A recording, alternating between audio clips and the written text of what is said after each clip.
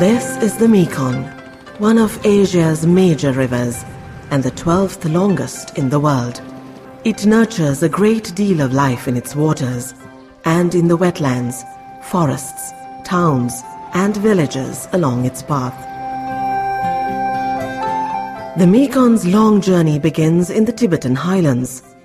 It flows through China's Yunnan province and then across Myanmar, Thailand, Laos and Cambodia, before entering the sea from southern Vietnam. It's a journey of nearly 5,000 kilometers, or some 3,000 miles. The Mekong River Basin is the land surrounding all the streams and rivers that flow into it. This covers a vast area, roughly the size of France and Germany combined. On its long journey across 6 countries, the Mekong provides a lifeline to over 65 million people. They share Mekong waters for drinking, farming, fishing and industry. Along the way, the river also generates electricity for Southeast Asia's emerging economies. The Mekong has sustained life for thousands of years.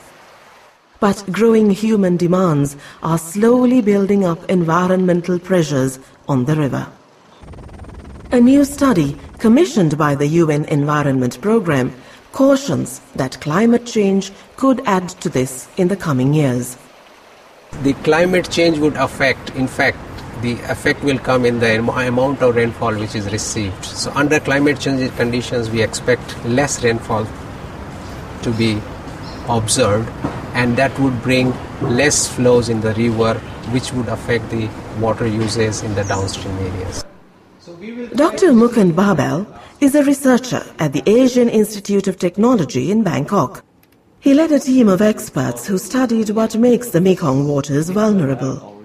The study probed how climate change can impact the river from the highlands to the delta, affecting the survival and prosperity of millions. At the same time, the sea level rise, which is an associated impact of climate change, would bring more seawater intrusion into the river systems and groundwater systems in the delta in Vietnam. Salt water could go upstream by 60 to 70 kilometers, degrading the land and water in the Mekong Delta. This would add to pressures already coming from growing human numbers, expanding economies and disappearing forests. Farmers would be among the most affected by these changes. Today, most of the Mekong's waters are used for irrigated agriculture, especially for growing rice. But the demands from cities and industries are rising. If you look at the majority of water use is in agriculture sector, and also in the future when economic growth which is taking place in Southeast Asia will put tremendous pressure on the water resources, and for that we need to be careful from now. Some farmers realize they will soon have to manage with less water. Man Pai Pakwan is a rice farmer living in Conbury in northeastern Thailand. Farmers here use water from the upper Mun River, a tributary of the Mekong.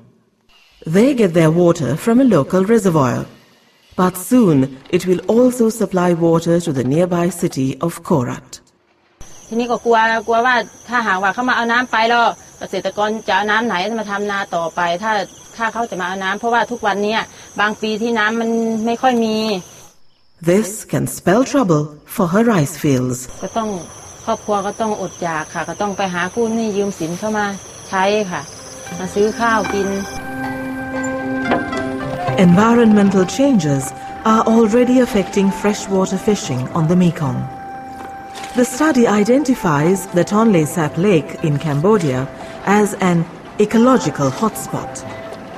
Linked to the Mekong River, the lake is a very important wetland. The Tonle Sap Lake is in Cambodia and is one of the very important ecosystems. It supports the livelihood of a large number of people who are dependent on for their livelihood through fish production. People here know how their lives and jobs are linked to the ebb and flow of nature's cycles. Now these patterns are being disrupted by reduced rainfall and river flow. This is partly the result of dam building upstream.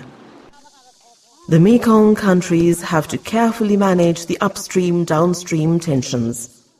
They also have to balance competing demands for water, for example, from cities and villages, and among the different sectors such as farming, households and industry. Then there are other challenges.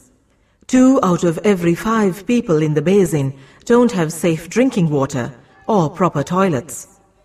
They are just too poor to afford these basic amenities. To improve their living standards, countries need to invest more in rural areas. The study recommends Mekong River countries to improve how they manage their water and land. This needs better policies, institutions, and systems. Countries sharing the Mekong River or same rivers, they have to act together and they have to develop the policies how to conserve and how to conserve the Mekong River and also how to properly manage the Mekong River. The study found the Mekong River basin moderately vulnerable to environmental changes. There aren't any major water shortages in this river basin as yet. For now, the Mekong is holding up despite many pressures. But all this can change if less water is flowing down the river and the demand for water keeps growing. That's why the Mekong countries need to watch this river, their main lifeline.